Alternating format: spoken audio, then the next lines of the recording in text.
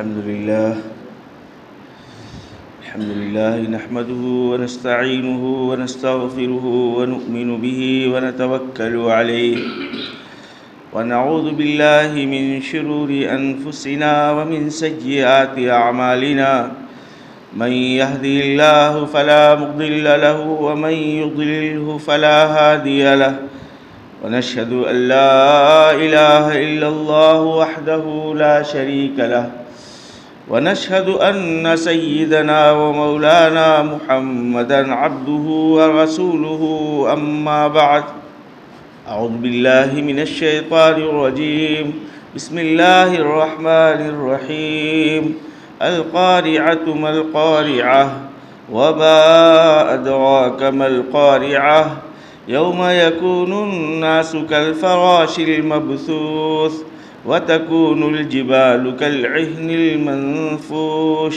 فأما من ثقلت موازينه فهو في عيشة راضية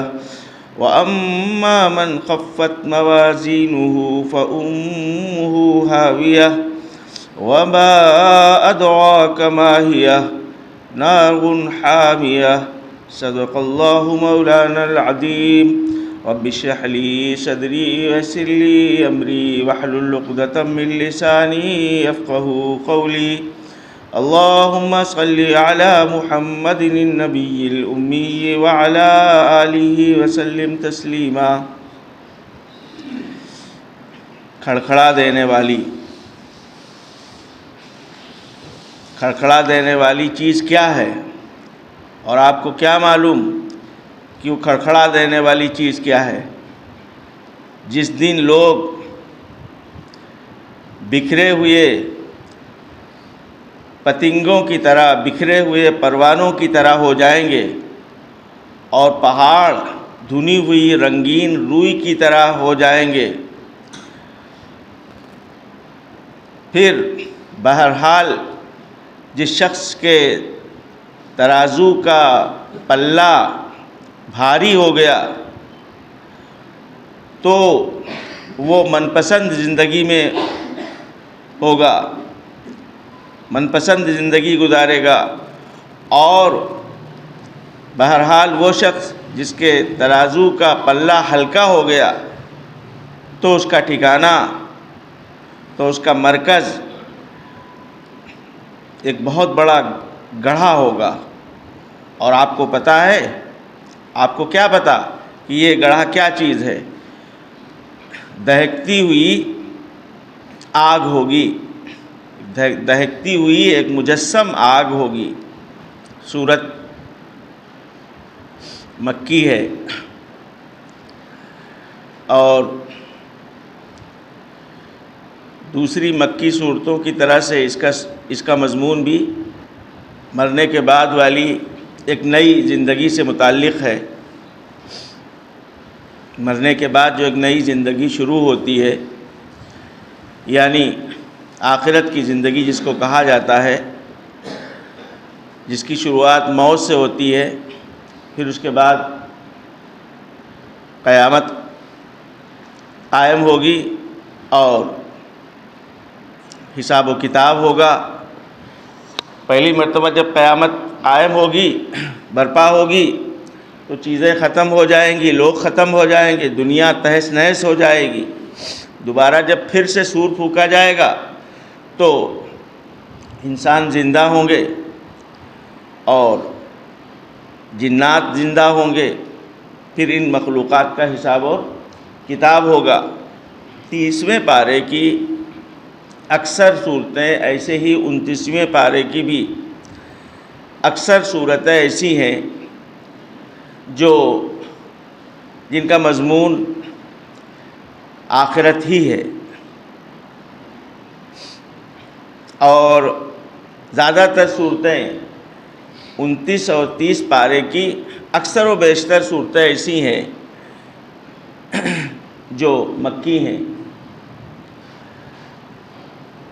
اور ظاہر ہے کہ مکی زندگی میں ابھی وہ وقت نہیں آیا تھا کہ مسلمانوں کو معاشرت سکھائی جائے،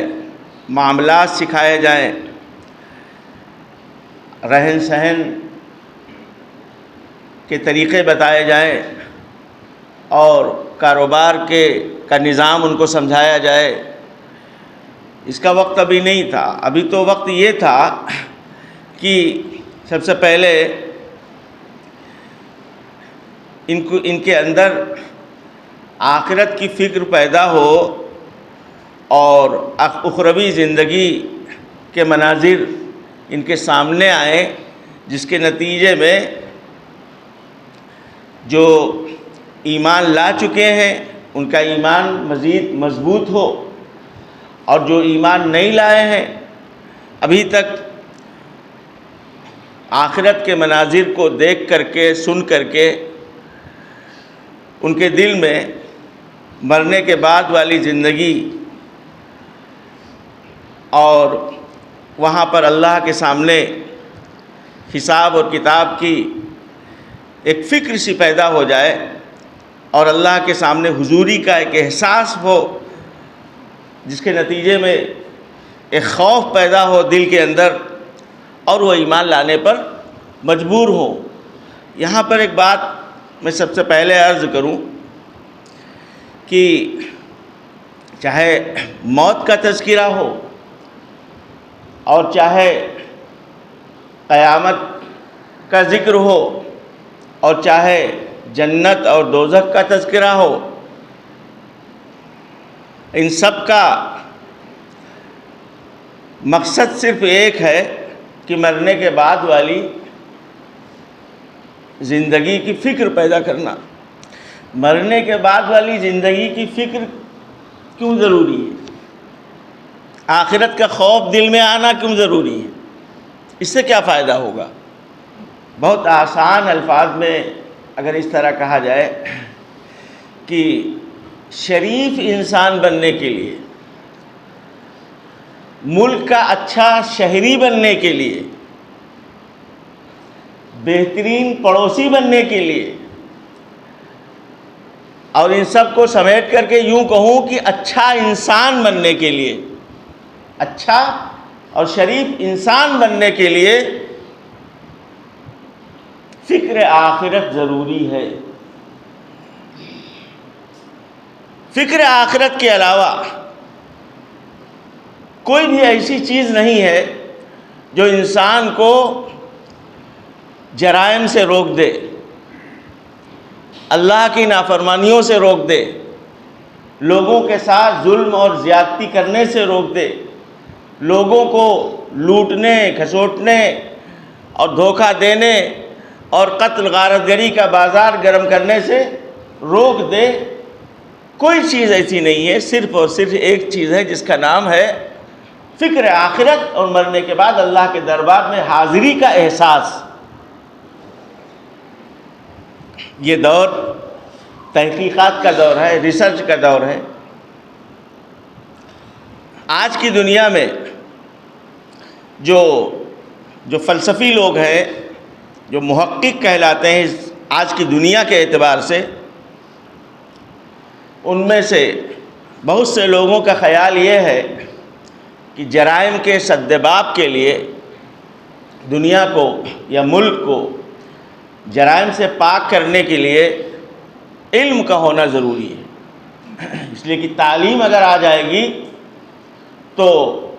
پڑھے لکھے لوگ ہوں گے، اور پڑھے لکھے ہونے کی وجہ سے جرائم سے باز آ جائیں گے، یعنی ان کے نزدیک جرائم کی بنیادی وجہ جہالت ہے۔ یہ نظریہ بھی صحیح نہیں،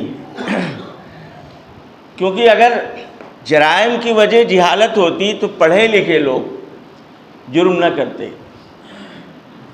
دنیا میں کچھ ایسے ممالک ہیں آج کے وقت میں جہاں 100% آبادی تعلیم یافتہ کہلاتی ہے، لیکن وہاں جرائم کی تعداد آپ کے ملک سے کم نہیں ہے، جبکہ یہاں اکثریت آبادی جو ہے جہالت پر مبنی کہلاتی ہے۔ پھر بھی ہمارے ملک سے ان ممالک میں جہاں 100% آبادی تعلیم یافتہ کہلاتی ہے، ان کے یہاں جرائم کی تعداد ہمارے ملک سے کم نہیں بلکہ زیادہ ہے۔ پھر آپ دیکھتے ہیں کہ اس ترقی یافتہ دور میں اگر آپ یہ کہیں کہ جو آج کل جو پڑھے لکھے سمجھے جاتے ہیں جرائم کو جنم وہ دیتے ہیں، آپ بتائیے یہ جو تباہ کن اور مہلک ہتھیار بنائے گئے ہیں کس کے لیے بنائے گئے؟ انسانیت کو تباہ کرنے کے لیے، ملکوں کو تباہ کرنے کے لیے، شہروں کو ویران کرنے کے لیے، بلند و بالا عمارتوں کو تہس و نہس کرنے کے لیے۔ یہ تباہ کن ہتھیار بنائے کس نے بنائے؟ پڑھے لکھے لوگوں نے بنائے۔ کیا یہ منسٹر صاحب جو گھوٹالے میں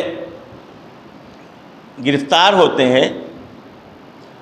چارہ گھوٹالہ، فلاں گھوٹالہ، فلاں گھوٹالہ، کیا یہ جاہل ہوتے ہیں؟ پڑھے لکھے لوگ ہوتے ہیں۔ ڈاکٹر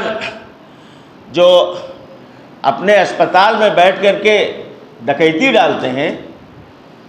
اور کیسے کیسے طریقے سے کتنے مظالم ڈھاتے ہیں یہ مریضوں کے ساتھ، کس کس طرح سے پیسے ان سے کھینچ لیا جائے اور اس کو کنگال کر کے اپنے اسپتال سے واپس کرنے کی پوری کوشش ہوتی ہے، کیا یہ طبقہ جاہلوں کا ہے؟ پڑھے لکھے لوگ ہوتے ہیں۔ مطلب میں کیا گناؤں؟ افسران جو رشوت لیتے ہیں کیا یہ جاہل ہوتے ہیں؟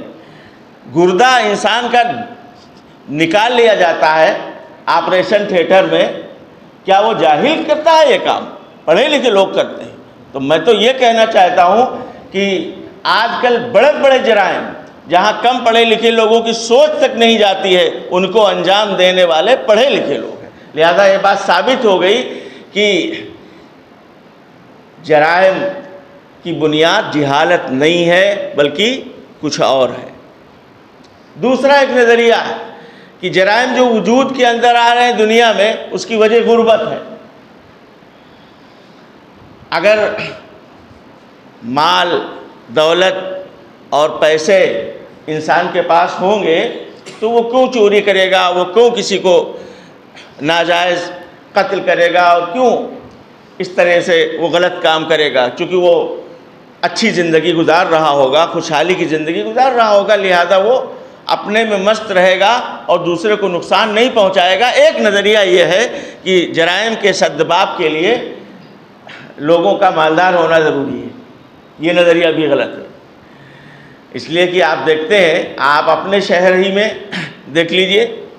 تھوڑا جائزہ لیں، ایک طبقہ ہوگا غریبوں کا اور ایک امیروں کا، تو کیا جرائم میں غریب ہی آگے ہیں، امیر کہیں پیچھے ہیں؟ دنیا کے وہ ممالک جو 100% امیر ہو چکے ہیں، وہاں کوئی غریب ہے ہی نہیں، وہاں زکوٰۃ لے کے ٹہلتے رہے، پورے ملک میں آپ کوئی غریب نہیں ملے گا۔ ان ممالک میں جرائم کی تعداد ہمارے ان ملکوں کے مقابلے میں زیادہ ہے۔ پتہ چلا کہ جرم کی وجہ جو ہے وہ غربت بھی نہیں ہے بلکہ کچھ اور ہے۔ تیسرا ایک نظریہ کہ جرائم کا جو وجود ہوتا ہے اور جرائم کی جو کثرت ہوتی ہے اس کی وجہ ہے پرشاسن کا لوز ہونا اور محکمہ پولیس کا ڈھیلا ڈھالا اور سست رویہ اختیار کرنا۔ یعنی اگر پولیس سخت ہو جائے اور یہ محکمہ مضبوط ہو جائے اور اپنی ذمہ داری اور ڈیوٹی ٹھیک سے انجام دینے لگے تو کیا ہوگا؟ جرائم دنیا سے ختم ہو جائیں گے۔ یہ نظریہ بھی صحیح نہیں ہے، اس لیے کہ پولیس کی نظر سے پہلی بات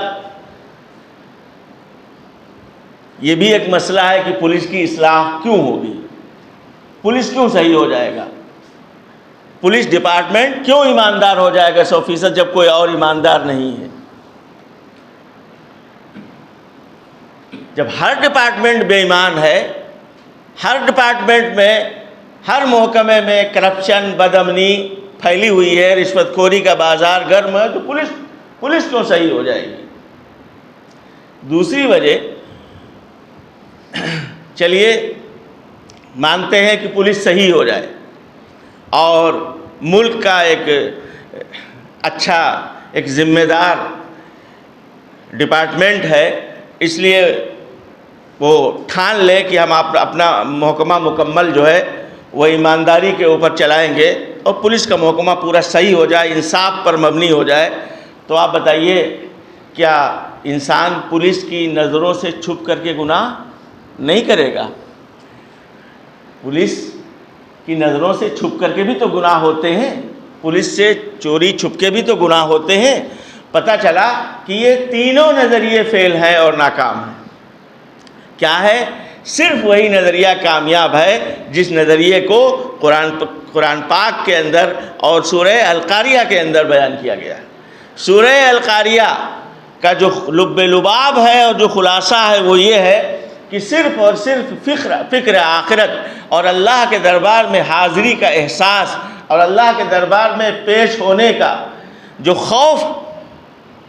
انسان کے دل کے اوپر طاری ہو جائے تو پھر انسان شریف انسان بن جائے گا، دنیا پاپ سے، بدامنی سے، گناہوں سے، جرائم سے، اللہ کی نافرمانیوں سے پاک اور صاف ہو جائے گی اور انسان جو ہے اچھا شہری بن کر کے زندگی گزارنے والا بن جائے گا۔ یعنی صرف اور صرف اللہ کا کے سامنے حاضری کا خوف اور آخرت کی فکر ہی ایک ایسی چیز ہے۔ اس لیے قرآن پاک بار بار فکر آخرت کی طرف توجہ دلا رہا ہے کہ انسان آخرت کی اگر فکر ہو جائے تو پھر صحیح معنوں میں وہ انسان بنے گا، اور جب تک فکر آخرت کسی کے اندر نہیں پیدا ہوتی ہے کہ مرنے کے بعد ہمیں اللہ کے دربار میں اللہ کو منہ دکھانا ہے، یہ جب تک فکر نہیں ہوگی، اس بات کا جب تک احساس نہیں ہوگا، تب تک انسان شریف انسان اور صحیح انسان کیوں بنے گا؟ اللہ تعالیٰ نے اس صورت کے اندر سب سے پہلے تو ایک منظر کشی کی ہے، کھڑکھڑا دینے والی چیز۔ یہ لفظ قرع کہتے ہیں کسی چیز کو کھٹکھٹانا، ایک چیز کو دوسری چیز کے اوپر زور سے مارنا جس سے آواز پیدا ہو جائے۔ اشارہ ہے حادثہ عظیمہ کی طرف،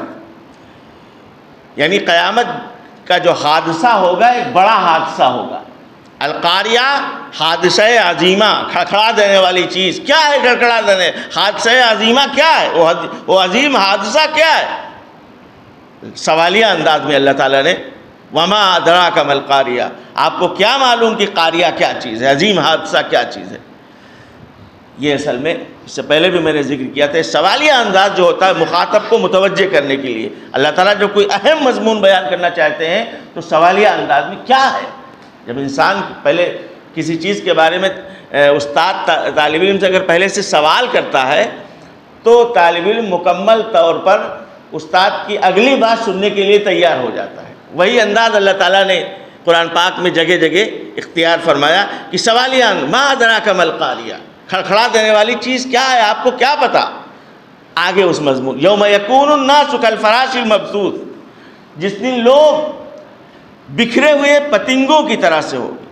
پریشان حال پتنگوں کو آپ نے دیکھا ہوگا کہ وہ جب شمع کے گرد پھرتے ہیں تو وہ ان کی پریشانی ضرب المثل بن گئی ہے۔ دنیا میں بطور مثال کے لوگ بیان کرتے ہیں پریشان حال پتنگے کس طرح سے وہ منتشر ہوتے ہیں اور کس طرح سے وہ چکر کاٹ رہے ہوتے ہیں کہ حواس باختہ ہوتے ہیں، اور کسی کو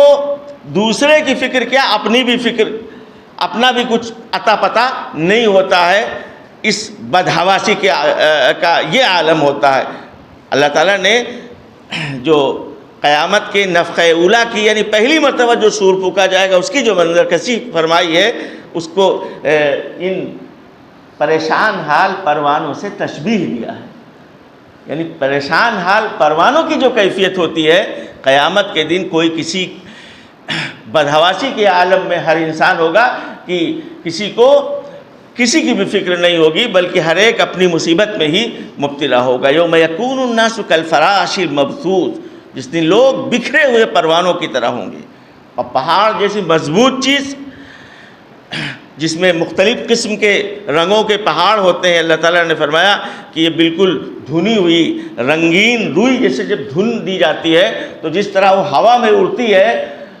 اسی طریقے سے چونکہ پہاڑوں کے مختلف رنگ ہیں تو یہ چورا چورا ہو کر کے ہوا میں اس طرح بکھرے ہوئے بکھر کر کے اڑ رہے ہوں گے کہ جس طرح کے رنگین روئی ہوا میں اڑ رہی ہو۔ وَتَكُونُ الْجِبَالُ كَالْعِهْنِ الْمَنْفُوشِ، اور پہاڑ دھنی ہوئی رنگین روئی کی طرح ہو جائیں گے۔ اتنا سخت دن ہوگا۔ اس کے بعد اللہ تعالیٰ نے ایک منظر بیان فرمایا، کیا کہ فَأَمَّا مَنْ ثَقُلَتْ مَوَازِينُهُ فَهُوَ فِي عِيشَةٍ رَاضِيَةٍ وَأَمَّا مَنْ خَفَّتْ مَوَازِينُهُ فَأُمُّهُ هَاوِيَةٌ۔ یہ اس صورت کا آپ کہہ سکتے ہیں مرکزی مضمون یا اس کا موضوع ہے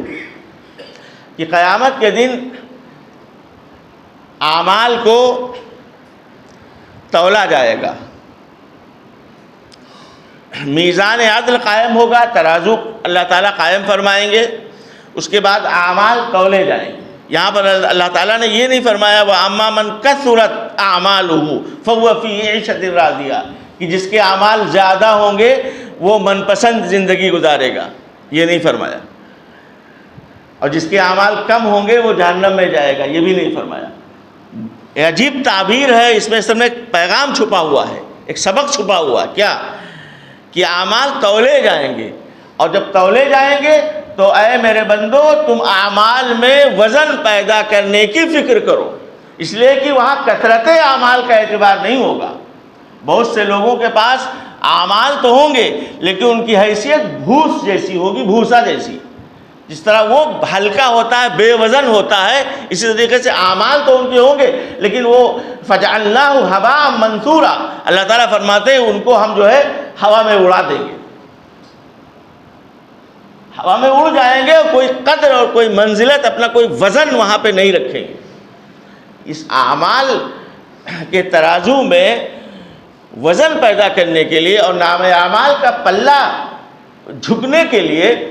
تین چیزیں مفسرین نے بیان کی ہے حدیث کی روشنی میں۔ پہلی چیز ہے ایمان کا ہونا، اس لیے کہ بغیر ایمان کے یہ جو آیت میں نے پڑھی ہے فَجَعَلْنَاهُ هَبَاءً مَنْثُورًا، یہ انہی لوگوں کے اعمال کا تذکرہ اللہ نے فرمایا جو ایمان سے خالی ہوں گے، کہ دنیا میں اگر انہوں نے رفاہی کام کیا ہے، خدمت خلق کیا ہے، کسی کے دکھ درد میں کام آئے ہیں، اچھے اعمال انہوں نے کیے ہیں، ہاں تو چونکہ اللہ تعالیٰ کا ایک نظام ہے کہ وہ کسی کے عمل کو ضائع نہیں کرتا ہے، اس لیے اللہ تعالیٰ دنیا میں ان کے ساتھ بھلائی کا معاملہ کر دیں گے، اس کے عوض میں اس کا معاوضہ اللہ تعالیٰ دنیا میں ان کو دے دیں گے جو ایمان سے خالی ہیں، جو محمد رسول اللہ صلی اللہ علیہ وسلم کی رسالت کے قائل نہیں، اور جو اللہ کی وحدانیت کے قائل نہیں، جو مرنے کے بعد والی زندگی کو مانتے نہیں، تو ان کا دامن ایمان سے خالی ہے۔ اب اگر دنیا میں انہوں نے کوئی بھلائی کا کام کیا، کوئی رفاہی کام کیا، خدمت خلق کی، لوگوں کے دکھ درد بانٹے،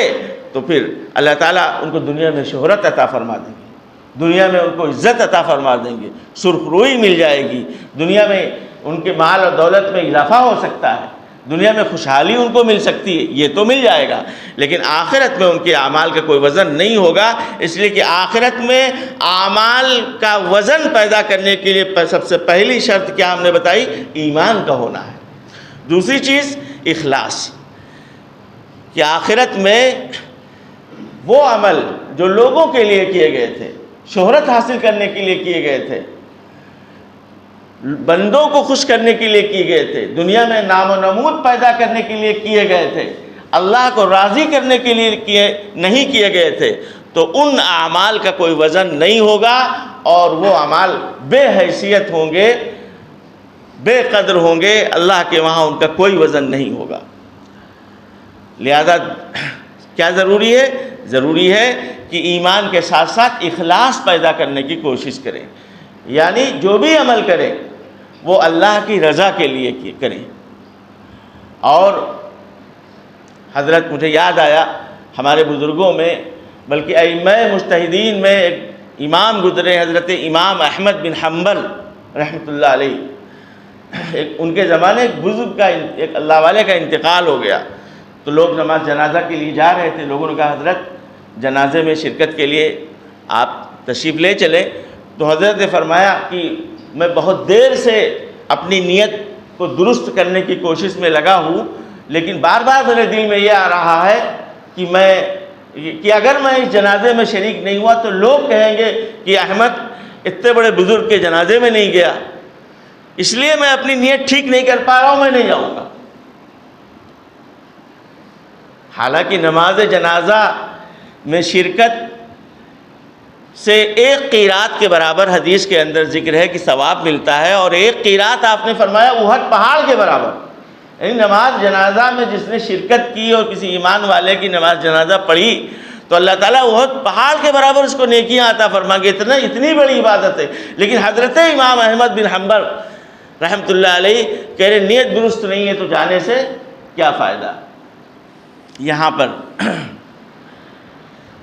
رک کر کے ایک بات عرض کرنی ضروری ہے۔ یہ حضرت کا اپنا ایک عمل تھا، اور اس سے ہمیں ایک سبق یہ ملا کہ اعمال میں اخلاص ضروری ہے اور نیت درست ہونی ضروری ہے، کیونکہ نیت جب تک درست نہیں ہوگی تو اس عمل کا اللہ کے یہاں کوئی وزن نہیں ہوگا اور کوئی قدر نہیں ہوگی۔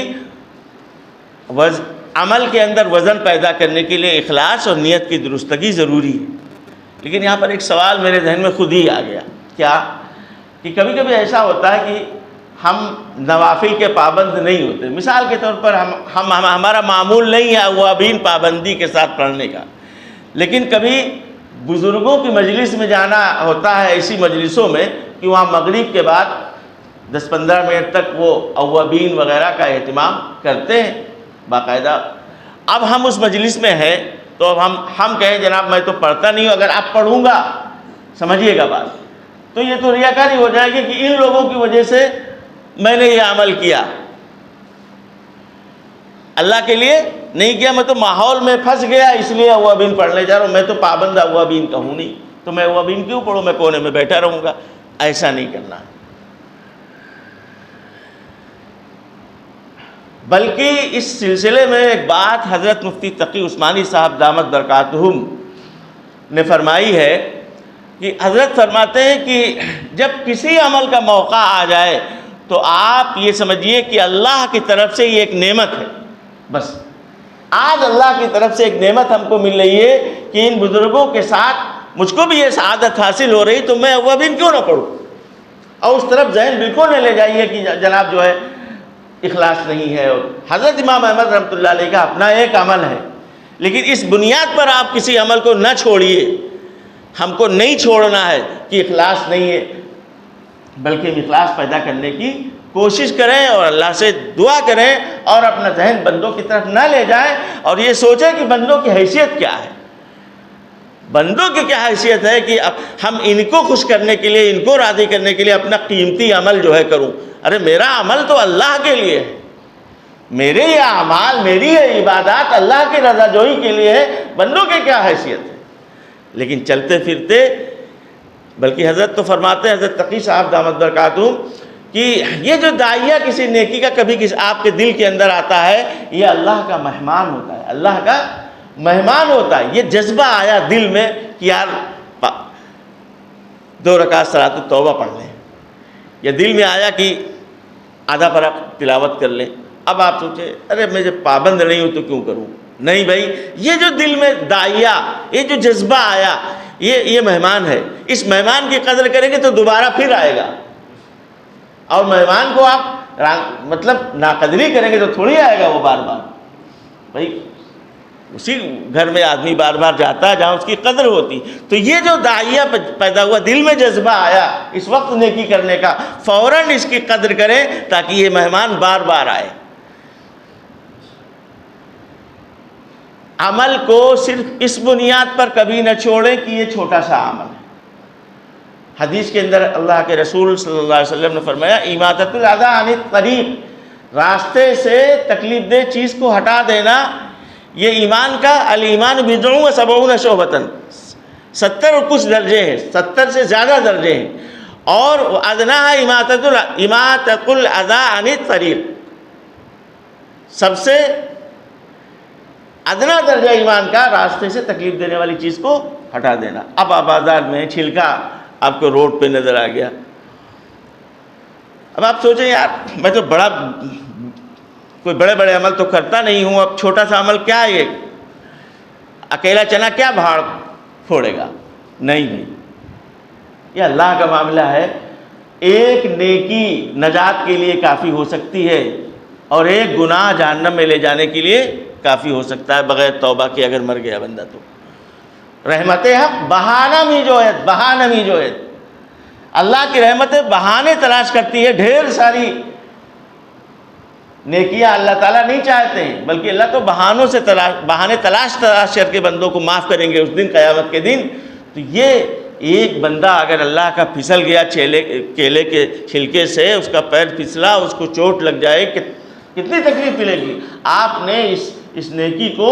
صرف اللہ کی رضا کے لیے کر لیا تو آپ اس کو معمولی نہ سمجھیے۔ نیکی کو معمولی سمجھ کر کے نہیں چھوڑنا ہے، اور گناہ کو معمولی سمجھ کر کے نہیں کرنا ہے۔ حضرت مولانا عبدال الرحمن صاحب دامت برکاتہم، اللہ تعالیٰ حضرت کے درجات کو بلند فرمائے، مثال حضرت دیتے ہیں کہ جیسے کوئی سگریٹ پینے والا کیا ذرا سی چنگاری کو اپنے کرتے کے دامن پہ جھاڑ لیتا ہے کہ تو معمولی سی ہے، ارے کوئی آگ کا انگارہ تھوڑی ہے، تو معمولی چنگاری۔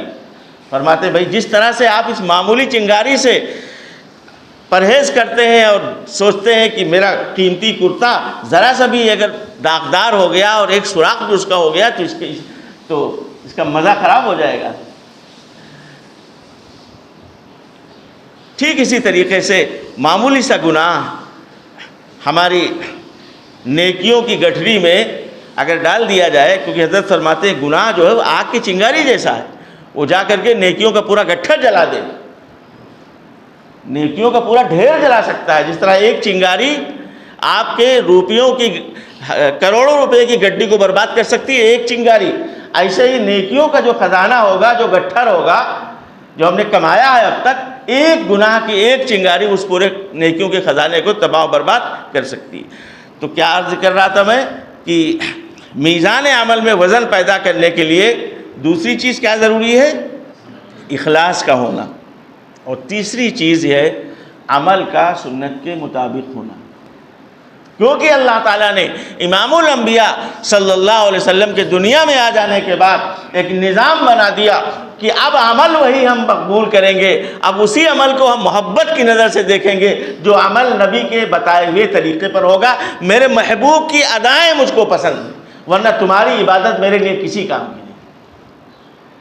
اصل میرے محبوب کی ادائیں ہیں کہ تم میرے محبوب کی اداؤں کی نقل کرو، تب وہ عمل میزان عمل میں وزنی ہوگا، ورنہ وہ عمل کوئی وزن نہیں رکھے گا۔ مثال سے سمجھاؤں، کوئی بڑے عبادت گزار صاحب وہ کہیں جناب ہم قربانی کے دنوں میں روزہ رکھیں گے جناب، کیونکہ ہم بہت بڑے عبادت گزار ہیں، ہم عید کے دن روزہ رکھیں گے کیونکہ میں بہت بڑا متقی ہوں، اللہ کا ڈر میرے دل میں، میں بہت نیکیاں کمانا چاہتا ہوں۔ کوئی نماز کے نفلی نمازوں کے شوقین صاحب کہیں جناب جو ہے تہجد کا وقت ختم ہونے کے بعد جیسے صبح صادق شروع ہوئی ہم نوافل کی نیت باندھ لیں گے جناب، اور کم سے کم 20 رکعت نوافل پڑھیں گے۔ تہجد کا وقت ختم ہونے کے بعد کوئی نفل نبی کریم صلی اللہ علیہ وسلم سے ثابت نہیں ہے، 2 رکعت سنت فجر کے علاوہ، عصر کی نماز کے بعد کوئی نفل شروع کرے تو جس طرح یہ عصر کی نماز کے بعد، فجر کی نماز کے بعد، یا تہجد کا وقت ختم ہونے کے بعد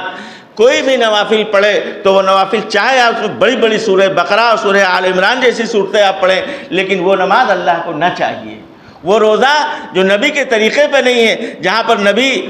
نے یہ فرمایا کہ اللہ کی ضیافت کے دن ہے، ان میں کھاؤ پیو، اللہ کے مہمان بنو، تم اللہ میزبانی کر رہا ہے قربانی کے زمانے میں، آپ جناب روزہ رکھے ہیں، تو یہ روزہ آپ کا نبی کے طریقے پر نہیں ہوا، سنت کے مطابق نہیں ہوا، اس لیے کیونکہ اللہ نے ایک نظام بنا دیا ہے کہ قیامت تک وہی عمل قبول ہوگا جو میرے محبوب کی اداؤں پر ہوگا، اور محبوب کی ادا سے ہٹ کر کے مجھے کوئی عمل پسند نہیں، چاہے جتنا اچھا عمل آپ کو لگ رہا ہو اور چاہے جتنا وہ عمل ہو۔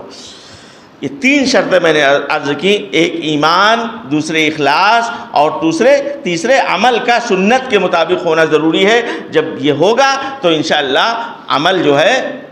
وہ عمل اللہ کو پسند ہوگا اور آخرت میں میزان عمل میں بھاری ہوگا، جس کے نتیجے میں ترازو کا پلہ جھکے گا انشاءاللہ۔ یہ عزم کریں کہ انشاءاللہ ایمان کے ساتھ اخلاص اور سنت پر عمل کرنے کی بھرپور کوشش کریں گے۔ اللہ تعالی ہم سب کو عمل کرنے کی توفیق نصیب فرمائے۔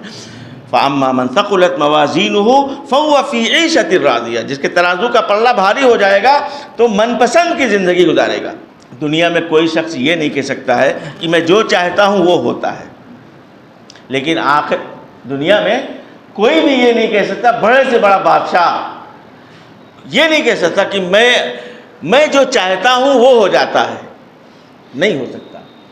دنیا میں انسان کو مکمل راحت مل ہی نہیں سکتی، اس کی ہر خواہش پوری نہیں ہو سکتی۔ 2 باتیں ہیں،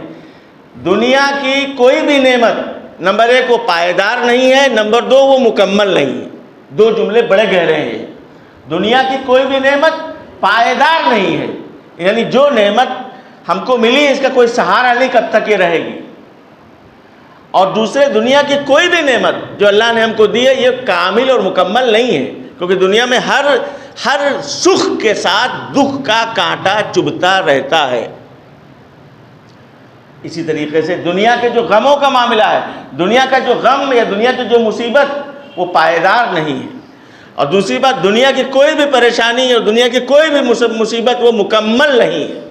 مثال کے طور پر ہم بیمار ہوئے ہے، یقیناً یہ ایک پریشانی ہے، لیکن کچھ لوگ تسلی دینے والے بیٹھے ہیں، کچھ بچے، کچھ شاگرد، کچھ دوست احباب دوا علاج کرنے کے لیے، خدمت کرنے کے لیے بھی تیار ہیں، کچھ سر دبانے کے لیے، پیر دبانے کے لیے بھی تیار ہیں۔ یعنی یہاں پر دیکھیے پریشانی تو ہے، لیکن اس پریشانی کے ساتھ راحتیں بھی ہیں، لیکن آخرت میں جو پریشانی ہوگی اس کے ساتھ پھر راحت کا کوئی سوال نہیں، وہاں غم ہی غم ہوگا، مصیبت ہی مصیبت ہوگا، کوئی تسلی دینے والا نہیں ہوگا۔ تو بس مختصر الفاظ میں نے عرض کیا کہ فَهُوَ فِي عِيشَةٍ رَاضِيَةٍ، جس کے ترازو کا پلہ بھاری ہو جائے گا تو وہ من پسند زندگی گزارے گا، یعنی جنت کی زندگی ایسی ہوگی جہاں مکمل راحت ہوگی، اور جو راحت ملے گی وہ کبھی چھینی نہیں جائے گی، اور اس راحت کے ساتھ دکھ کا کوئی نام و نشان نہیں ہوگا، بلکہ خوشی ہی خوشی ہوگی، راحت ہی راحت ہوگی۔ وَأَمَّا مَنْ خَفَّتْ مَوَازِينُهُ، اور جس کے ترازو کا پلہ ہلکا ہو جائے گا تو اس کا ٹھکانہ جہنم ہے، جہاں مکمل مصیبت ہی مصیبت ہے، اور وہ مصیبت کبھی ختم ہونے والی نہیں۔ اللہ تعالیٰ ان گزارشات کو قبول فرمائے، آمین۔ وآخر دعوانا الحمدللہ رب العالمین۔